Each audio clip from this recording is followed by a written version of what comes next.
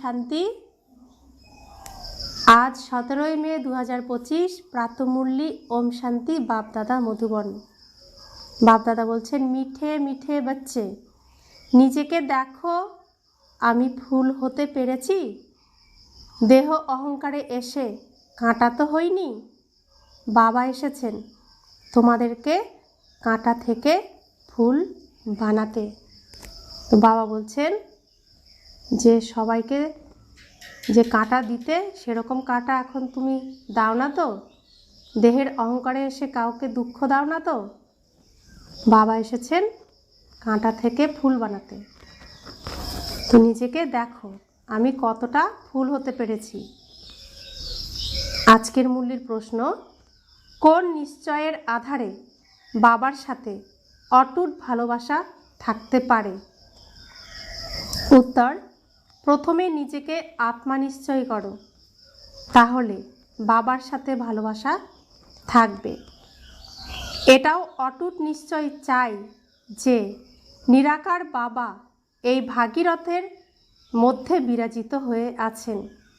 তিনি আমাদেরকে এনার দ্বারা পড়াচ্ছেন।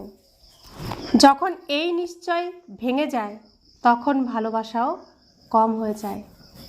তো স্বয়ং ভগবান তিনি শ্রীকৃষ্ণের অন্তিম জন্মের অন্তিম শরীরের মধ্যে প্রবেশ করে আমার মতো পতিত আত্মাকে কাঁটা থেকে ফুল বানানোর জন্য পড়াচ্ছেন।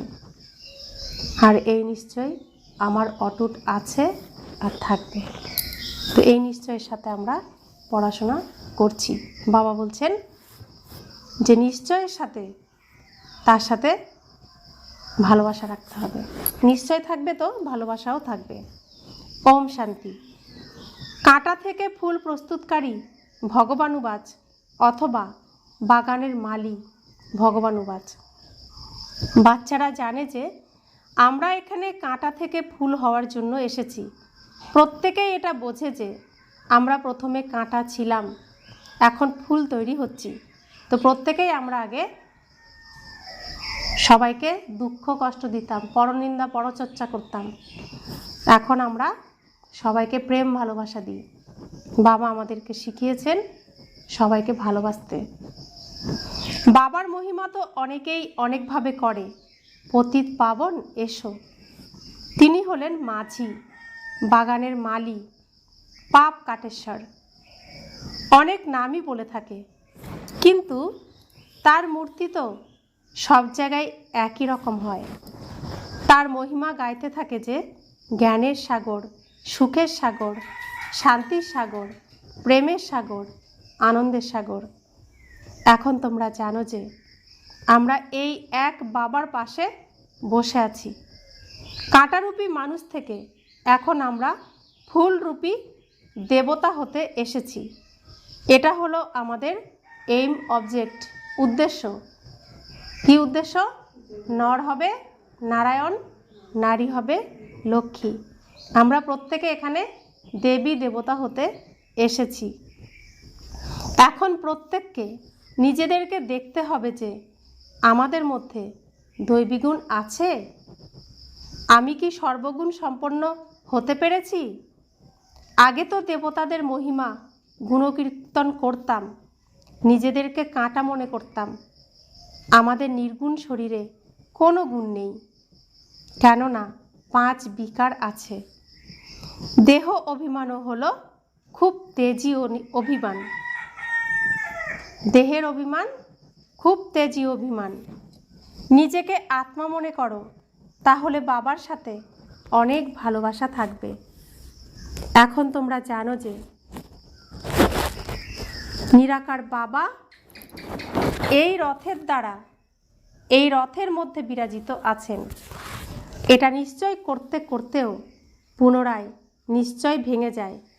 তোমরা বলেও থাকো যে আমরা এসেছি কার কাছে? শিব বাবার কাছে, যিনি এই ভাগীরথ প্রজাপিতা ব্রহ্মার শরীরে আছেন। আমাদের সকল আত্মাদের বাবা হলেন এক শিব বাবা। তিনি এই রথের মধ্যে বিরাজিত আছেন। এটা খুব পাকাপাকিভাবে নিশ্চয় চাই, কারণ এতেই মায়া সংশয় নিয়ে আসে। কন্যা পতির সাথে বিবাহ করে, মনে করে যে তার থেকে অনেক সুখ প্রাপ্ত হবে, কিন্তু প্রকৃত সুখ সে পায় না। সংসারে গিয়ে সে অপবিত্র হয়ে যায়। যখন কুমারী ছিল তখন মা, বাবা প্রমুখ সবাই তার কাছে মাথা নত করত, কেননা সে পবিত্র ছিল। এখন অপবিত্র হয়েছে আর সে সকলের সামনে গিয়ে মাথা নত করা শুরু করে দিয়েছে। আজকে সবাই তার সামনে মাথা নত করছে, কালকে সে সকলের কাছে গিয়ে মাথা নত করবে। এখন বাচ্চারা, তোমরা সঙ্গম যুগে পুরুষোত্তম হচ্ছ, কাল কোথায় থাকবে? কাল কোথায় থাকবো? সত্য যুগে মহলে থাকব। আজকের এই ঘর ঘাট এসব কেমন আছে? কত নোংরা হয়ে গেছে।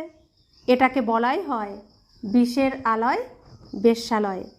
এখানে সবাই বিষের দ্বারা জন্মগ্রহণ করে। তোমরাই শিবালয়ে ছিলে আজ থেকে 5000 বছর পূর্বে, খুব সুখী ছিলে। সেখানে দুঃখের কোনো নামগন্ধ ছিল না। এখন পুনরায় এরকম হওয়ার জন্য এসেছ। সাধারণ মানুষ শিবালয়কে জানেই না। স্বর্গকে বলা হয় শিবালয়। শিব বাবা স্বর্গে স্থাপনা করেন। বাবা তো সবাই বলে, কিন্তু জিজ্ঞাসা করো ফাদার কোথায় আছেন, বাবা কোথায় আছেন, তখন বলে দেয় তিনি হলেন সর্বব্যাপী। কুকুর, বিড়াল, কচ্ছপ, মৎস্য সকলের মধ্যেই ভগবান আছেন বলে দেয়। তাহলে কত পার্থক্য হয়ে গেল। তো বাবাকে কেউ জানে না। শিব বাবা বলে, মুখে বাবা বলে, কিন্তু তিনি কোথায় থাকেন কিছুই জানে না। বলেন নুড়ি পাথর কণায় কণায় তিনি পড়ে আছেন, সকলের মধ্যে তিনি আছেন। তো তাকে কোথার থেকে, তার ঘর থেকে কোথায় নিচে নোংরায় ফেলে দেয়। তো কত পার্থক্য। বাবা বলেন যে তোমরা পুরুষোত্তম ছিলে, পুনরায় 84 জন্ম ভোগ করে তোমরা কি হয়ে গেছো? নরকবাসী হয়ে গেছো। এই জন্য সবাই গান করে যে হে পতিত পাবন এসো। এখন বাবা পবিত্র বানাতে এসেছেন। তিনি বলেন এই অন্তিম জন্মে বিষ পান করা ছেড়ে দাও। তবুও কেউ বুঝতে চায় না। সকল আত্মাদের বাবা এখন বলছেন যে পবিত্র হও। সবাই বলেও যে বাবা, আমাদের প্রথমে শিব বাবা স্মরণে আসে, তারপর এই ব্রহ্মা বাবা। তো সকলেই কি বলে যে, সবাই কি বলে যে বাবা বলে ডাকে। বাবা, প্রথমে শিব বাবা মনে আসে, তারপরে ব্রহ্মা বাবা স্মরণে আসে। নিরাকারে শিব বাবা আর সাকারে এই ব্রহ্মা বাবা। সুপ্রিম আত্মা এই পতিত আত্মাদেরকে বসে বোঝাচ্ছেন। তো স্বয়ং ভগবান আমাদেরকে এই শরীরের দ্বারা বসে বোঝাচ্ছেন। তোমরাই প্রথমে পবিত্র ছিলে, বাবার সাথেই ছিলে, পুনরায় তোমরা এখানে এসে পার্ট প্লে করছো। আমরা প্রত্যেকে এই পৃথিবীতে এসে, পৃথিবীরূপী মঞ্চে এসে অভিনয় করছি। এই সৃষ্টিচক্রকে ভালোভাবে বুঝে নাও। এখন আমরা সত্যযুগে নতুন দুনিয়াতে যাচ্ছি। তোমাদের এই আশা ছিল যে আমরা স্বর্গে যাব। তোমরা এটাও বলেছিলে যে কৃষ্ণের মতো যেন সন্তান হয়। এখন আমি এসেছি তোমাদেরকে সেই রকম তৈরি করতে। সেখানে সন্তান হবেই কৃষ্ণের মতো, শতপ্রধান ফুল, তাই না? এখন তোমরা কৃষ্ণপুরীতে যাওয়ার জন্য তৈরি হচ্ছ। তোমরা তো স্বর্গের মালিক হবে। নিজেকে প্রশ্ন করো, আমি ফুল তৈরি হয়েছি? কোথাও দেহ অহংকারে এসে কাঁটা তো হচ্ছি না। সাধারণ মানুষ নিজেদেরকে আত্মা মনে করার পরিবর্তে দেহ ভেবে নেয়। আত্মাকে ভুলে যাওয়ার কারণে বাবাকেও ভুলে গেছে। বাবাকে বাবার দ্বারাই জানার কারণে বাবার থেকে অবিনাশী উত্তরাধিকার প্রাপ্ত হয়। তাহলে কথাটা কি বললেন বাবা? বাবাকে বাবার দ্বারাই জানার কারণে বাবার থেকে অবিনাশী উত্তরাধিকার প্রাপ্ত হয়। বাবা বলছেন বাবার দ্বারা বাবাকে জানা যায়। তো গীতাতে কি শুনেছি? আমি নিজ মায়া বলে নিজেকে সৃষ্টি করি, আমি আমার পরিচয় দিই। তো তিনি পরিচয় দিলে তবেই তাকে চেনা যায়, জানা যায়, বোঝা যায়। তাও কোটিতে কতিপয় কেউ কেউ তাকে চেনে, জানে, বোঝে। তো আমাদেরকে কে পরিচয় দিয়েছেন? তিনি নিজেই এসে বলছেন যে আমি তোমার পিতা, তুমি আমার সন্তান আত্মা, আমি তোমার পিতা পরমাত্মা। তো তার দ্বারাই আমরা তাকে জানতে পারছি। অসীম জগতের বাবার থেকে অবিনাশী উত্তরাধিকার তো সবাই প্রাপ্ত করতে পারে, এমন একজনও থাকবে না যে এই অবিনাশী উত্তরাধিকার থেকে বঞ্চিত থাকবে। বাবাই এসে সবাইকে পাবন তৈরি করে নির্বাণ ধামে নিয়ে যান। তারা তো বলে দেয় যে জ্যোতি জ্যোতিতে সমাহিত হয়ে যায়, ব্রহ্মে লীন হয়ে যায়, তাদের মধ্যে কোনো জ্ঞান থাকে না। তোমরা এখন জেনেছ যে আমরা কার কাছে এসেছি। এটা কোনো সাধারণ মানুষের সৎসঙ্গ নয়। আত্মারা পরমাত্মার থেকে আলাদা হয়েছিল, এখন পুনরায় তার সঙ্গ প্রাপ্ত হয়েছে। এটাই হলো সত্যিকারের সৎসঙ্গ, যেটা 5000 বছরে একই বার হয়। সত্যযুগ ত্রেতাতে তো কোনো সৎসঙ্গ আদি হয় না। ভক্তিমার্গে অনেক অনেক সৎসঙ্গ হয়। এখন বাস্তবে সত্য হলেন এক বাবা, সত্য তো একজনই। এতদিন আমরা বলতাম সৎসঙ্গ, সেটা আসলে সৎসঙ্গ ছিল না, কারণ সত্য ছিল না সেখানে। সত্য সঙ্গ এই এক বাবার সাথেই হয়। এখন তোমরা তার সঙ্গে বসে আছো, এটাও যেন স্মরণে থাকে যে আমরা হলাম গডলি স্টুডেন্ট, অর্থাৎ ঈশ্বরীয় ছাত্র। ভগবান আমাদেরকে পড়াচ্ছেন, এটাই আমাদের পরম সৌভাগ্য। আমাদের বাবা এখানেই আছেন, তিনি হলেন আমাদের বাবা, শিক্ষক, আবার সদ্গুরু। তিনটি সম্বন্ধেই এখন অভিনয় করছেন। বাচ্চাদেরকে নিজের আপন করে নেন। তো তিনি আসেন, বাচ্চাদেরকে তিনি আপন করে নিয়েছেন। বাবা বলছেন যে স্মরণের দ্বারাই বিকর্ম বিনাশ হয়। বাবাকে স্মরণ করলেই পাপ কেটে যায়, তারপর তোমরা লাইটের মুকুট প্রাপ্ত করো। এটাও হলো একটা নিদর্শন। তা বলে এটা নয় যে লাইট দেখা যাবে, এটা হলো পবিত্রতার নিদর্শন। এই জ্ঞান আর কেউই প্রাপ্ত করতে পারে না। এই জ্ঞানের দাতা হলেন এক বাবা, তিনি হলেন জ্ঞানের সাগর। বাবা বলছেন যে আমি হলাম মনুষ্য সৃষ্টির বীজ স্বরূপ। এটা হলো উল্টো বৃক্ষ, এটা হলো কল্পবৃক্ষ, তাই না? প্রথমে দৈবী ফুলের বৃক্ষ ছিল, এখন কাঁটার জঙ্গল হয়ে গেছে, কেননা 5 বিকার এসে গেছে। প্রথমে মুখ্য হলো দেহ অভিমান, সেখানে দেহ অভিমান থাকে না।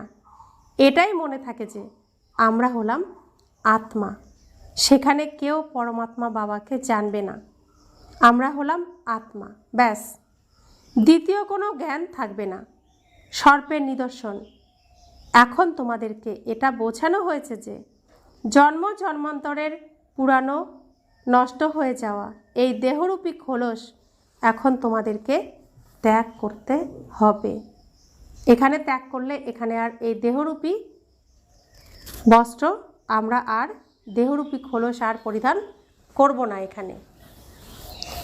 এখন আত্মা আর শরীর দুটোই হলো পতিত। আত্মা পবিত্র হয়ে গেলে পুনরায় এই শরীর থেকে বেরিয়ে যাবে।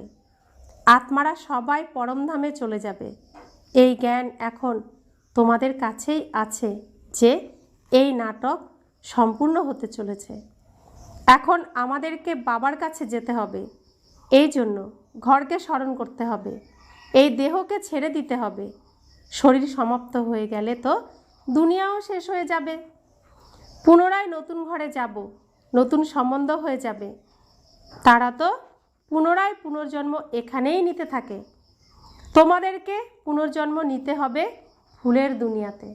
আমরা শরীর স্বেচ্ছায় ত্যাগ করব, ছাড়ব। আমার বস্ত্র আমি নিজেই চেঞ্জ করব। আমরা যাতে এখানে কোনো বস্ত্র আর না পরি, আমাদের সেদিকে খুব মনোযোগ দিতে হবে। তো বাবা বলছেন, দেবতাদেরকে পবিত্র বলা হয়। তোমরা জেনেছ যে আমরাই ফুল ছিলাম, পুনরায় কাঁটা হয়ে গেছি, পুনরায় ফুলের দুনিয়াতে যেতে হবে। পরবর্তীকালে তোমাদের অনেক সাক্ষাৎকার হবে, সেগুলি হলো সব খেলা। মীরা ধ্যানে গিয়ে কৃষ্ণের সাথে রাস করত। তার কাছে কোনো জ্ঞান ছিল না। মীরা কোনো বৈকুণ্ঠ আদিতে যেতে পারবে না, এখানেই কোথাও আছে। এই ব্রাহ্মণ কুলের হবে তো এখানে এসে জ্ঞান নেবে, এমন নয় যে রাস করেছে তো বৈকুণ্ঠে চলে গেছে। অর্থাৎ মীরার শরীর ত্যাগ করলে, মীরারূপী শরীর ত্যাগ করলে তখন সাথে সাথে বৈকুণ্ঠে যেতে পারবে না, কারণ বাবার সাথে তার সাক্ষাৎ হয়নি, বাবার জ্ঞান প্রাপ্ত করেনি, নিজেকে আত্মারূপে জানতে পারেনি, ঘরকে চিনতে পারেনি, তো যাবে কোথায়? তাই তো মীরার ওই শরীরের পরে আবার তাকে এখানেই জন্ম নিতে হয়েছে, এখন ব্রাহ্মণ কুলে কোথাও আছে। বাবা বলছেন যে এমন নয় যে রাস করেছে তো বৈকুণ্ঠে চলে গেছে।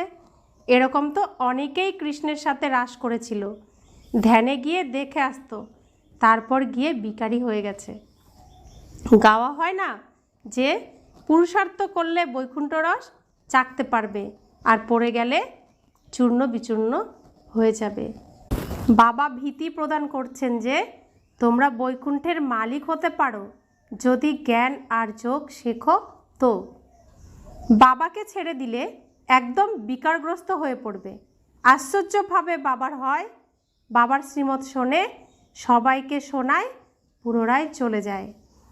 ওহো মায়া কত গভীর ক্ষত করে দেয়। এখন বাবার শ্রীমতে চলে তোমরা দেবতা হচ্ছ। আত্মা আর শরীর দুটোই শ্রেষ্ঠ চাই, তাই না? দেবতার জন্ম কোনো বিকারের দ্বারা হয় না, সেটা হলো নির্বিকারী দুনিয়া, সেখানে 5 বিকার থাকে না। শিব বাবা স্বর্গ রচনা করেন, এখন হলো নরক। এখন তোমরা পুনরায় স্বর্গবাসী হওয়ার জন্য এসেছ। যে খুব ভালোভাবে পড়ে সেই স্বর্গে যাবে। তোমরা পুনরায় পড়ছো, কল্প কল্প পড়তেই থাকবে। এই সৃষ্টিচক্রের পুনরাবৃত্তি হতেই থাকবে। এটাই হলো দৈব নির্দিষ্ট ড্রামা। এই ড্রামার চক্র থেকে কেউ মুক্ত হতে পারে না। যা কিছু দেখছো, এই যে মাছি উড়ে যাচ্ছে, কল্প পরেও এখান দিয়ে এই মাছিটি উড়ে যাবে। এটা বোঝার জন্য বিশাল বুদ্ধি চাই, কারণ রেকর্ডিং হয়ে যাচ্ছে। এই রেকর্ডিংয়ে যা যা রেকর্ড হচ্ছে তাই তাই ঘটবে। এই শুটিং হতেই থাকবে। এটা হলো কর্মক্ষেত্র। পরমধাম থেকে তোমরা এখানে এসেছো পার্ট প্লে করার জন্য। এখন এই পড়াশোনাতে কেউ খুব সতর্ক হয়ে যায়, কেউ আবার এখনও পড়ছে, কেউ পড়তে পড়তে পুরানোদের থেকেও এগিয়ে যায়। জ্ঞান সাগর তো সবাইকেই সমানভাবে পড়াতে থাকেন। বাবার হলেই বিশ্বের অবিনাশী উত্তরাধিকার তোমাদের হয়ে যাবে। তবে হ্যাঁ, তোমাদের আত্মা এখন পতিত হয়ে গেছে, তাকে পাবন অবশ্যই বানাতে হবে। তার জন্য সহজের থেকেও সহজ পদ্ধতি হলো অসীম জগতের বাবাকে স্মরণ করতে থাকো, তো তোমরা এরকম হয়ে যাবে। বাচ্চারা, তোমাদেরকে এই পুরানো দুনিয়া থেকে বৈরাগ্য বৃত্তি আনতে হবে। বাকি মুক্তিধাম, জীবন মুক্তিধাম তো আছেই। আর কাউকেই আমরা স্মরণ করি না এক শিব বাবাকে ছাড়া। ভোরবেলা উঠে অভ্যাস করতে হবে যে আমি অশরীরী এসেছি, অশরীরী হয়ে যেতে হবে। তাহলে কোনো দেহধারীকে আমরা কেন স্মরণ করব? ভোরবেলা অমৃতবেলায় উঠে নিজের সাথে এরকম কথা বলতে হবে। ভোরবেলাকে অমৃতবেলা বলা হয়। জ্ঞানামৃত জ্ঞান সাগরের কাছেই আছে। তাই জ্ঞান সাগর বলছেন যে ভোরবেলার সময় খুব ভালো। অমৃতবেলায় উঠে অত্যন্ত ভালোবাসার সাথে বাবাকে স্মরণ করো। বাবা, তুমি 5000 বছর পর আমাদের সঙ্গে মিলিত হতে এসেছ।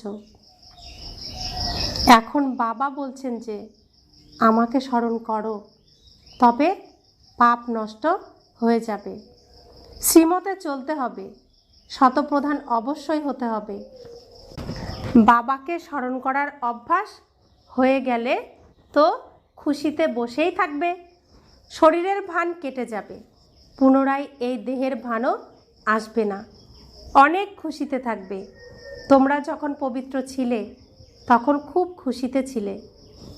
তোমাদের বুদ্ধিতে এই সমস্ত জ্ঞান রাখতে হবে। প্রথম প্রথম যে আসবে তাকে অবশ্যই 84 জন্ম নিতে হবে। পুনরায় চন্দ্রবংশী কিছু কম, ইসলামী তার থেকেও কম।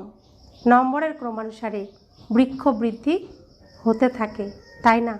মুখ্য হলো দৈবী ধর্ম, তারপর তার থেকে 3 ধর্ম নির্গত হয়, তারপর তো আরও ডালপালা বেরিয়ে আসে। এখন তোমরা ড্রামাকে জেনে গেছো। এই ড্রামা উকুনের মতো খুব খুব ধীরে ধীরে চলতে থাকে। সেকেন্ড প্রতি সেকেন্ডে টিক টিক করে চলতে থাকে। এই জন্য গাওয়া হয় যে সেকেন্ডে জীবন মুক্তি। আত্মা নিজের বাবাকে স্মরণ করে, বাবা, আমরা হলাম আপনার সন্তান, আমাদের এখন স্বর্গে থাকার কথা, তাহলে কেন এই নরকে পড়ে আছি? বাবা স্বর্গে স্থাপনা করেন, তাহলে এখন নরকে কেন আছি? বাবা বোঝাচ্ছেন যে তোমরা স্বর্গে ছিলে, 84 জন্ম নিতে নিতে তোমরা সব ভুলে গিয়েছিলে। এখন পুনরায় আমার শ্রীমতে চলো। বাবা স্মরণে বিকর্ম বিনাশ হবে, কেননা আত্মার মধ্যেই সমস্ত পাপ জমা থাকে। শরীর হলো আত্মার বিভূষণ। আত্মা পবিত্র হলে শরীরও পবিত্র প্রাপ্ত হবে। তোমরা জানো যে আমরা স্বর্গে ছিলাম, এখন পুনরায় বাবা এসেছেন, তো বাবার থেকে সম্পূর্ণ অবিনাশী উত্তরাধিকার নিতে হবে, তাই না? 5 বিকারকে ত্যাগ করতে হবে, দেহ অভিমান ছাড়তে হবে। কাজকর্ম করতেও বাবাকে স্মরণ করতে থাকো। আত্মা নিজের প্রেমিককে অর্ধেক কল্প ধরে স্মরণ করে এসেছে। এখন সেই প্রেমিক তোমাদের সম্মুখে এসে গেছেন। তো আমরা সব কিছুর পরে কাকে স্মরণ করতাম?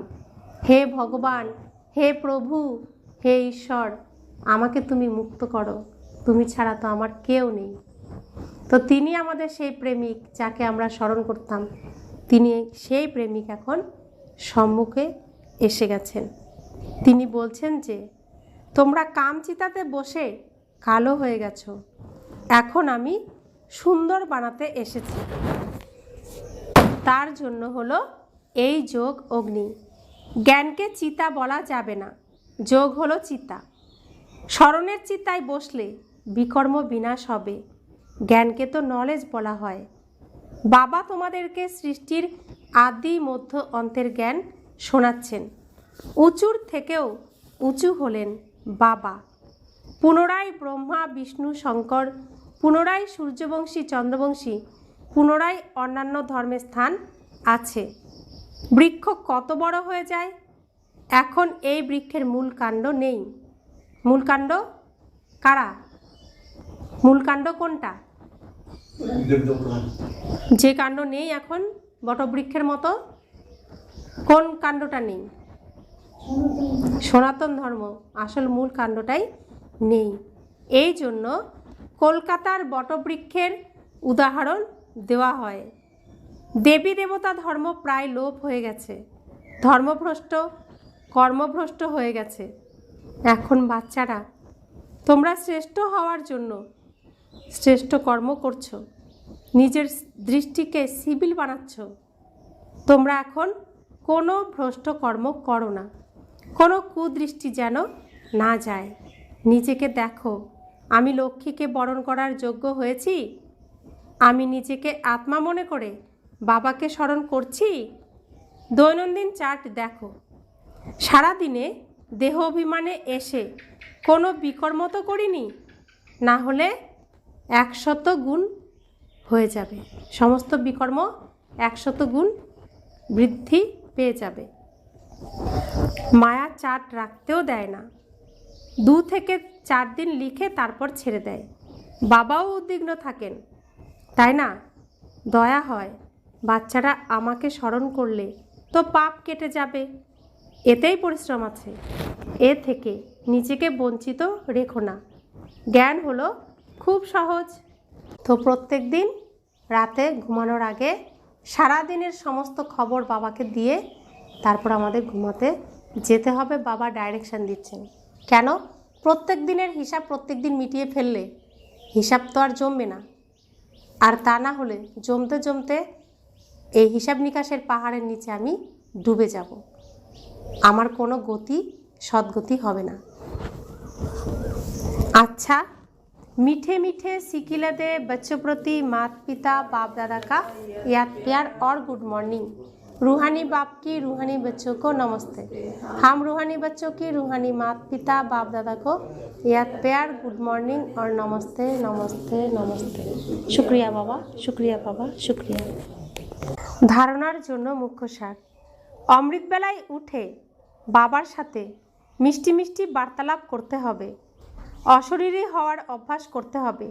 এই বিষয়ে মনোযোগ দিতে হবে যে বাবা স্মরণ ছাড়া অন্য কিছু যেন মনে না আসে। দ্বিতীয় ধারণা, নিজের দৃষ্টিকে অত্যন্ত শুদ্ধ পবিত্র বানাতে হবে। দৈবী ফুলের বাগান তৈরি হচ্ছে, এই জন্য ফুল হওয়ার সম্পূর্ণ পুরুষার্থ করতে হবে, কাঁটা হবে না। বরদান, নিজের পাওয়ারফুল স্থিতির দ্বারা মনসা সেবার সার্টিফিকেট প্রাপ্তকারী স্ব অভ্যাসী ভব। সমগ্র বিশ্বকে লাইট আর মাইটের বরদান দেওয়ার জন্য অমৃতবেলায় স্মরণের স্ব অভ্যাস দ্বারা পাওয়ারফুল বায়ুমণ্ডল বানাও, তখন মনসা সেবার সার্টিফিকেট প্রাপ্ত হবে। লাস্ট সময়ে মনসা ধারায়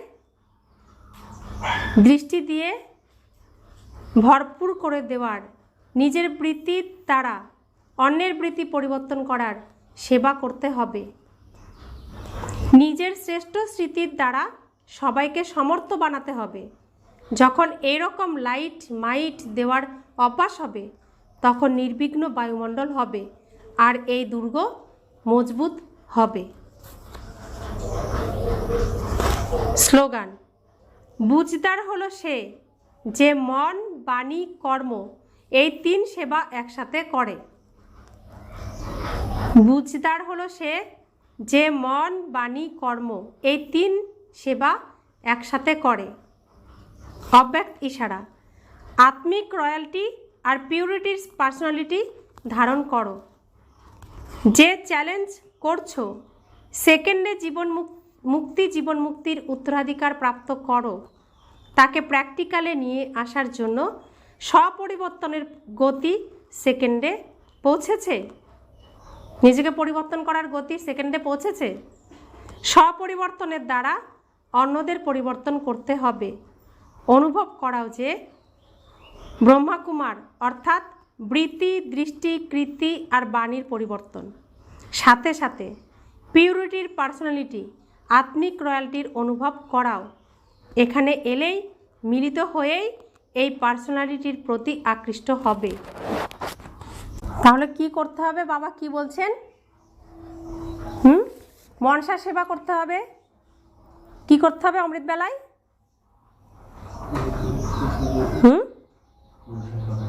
বরদান দিয়েছেন কি বাবা আজকে? অমৃত বেলায় কি করতে হবে?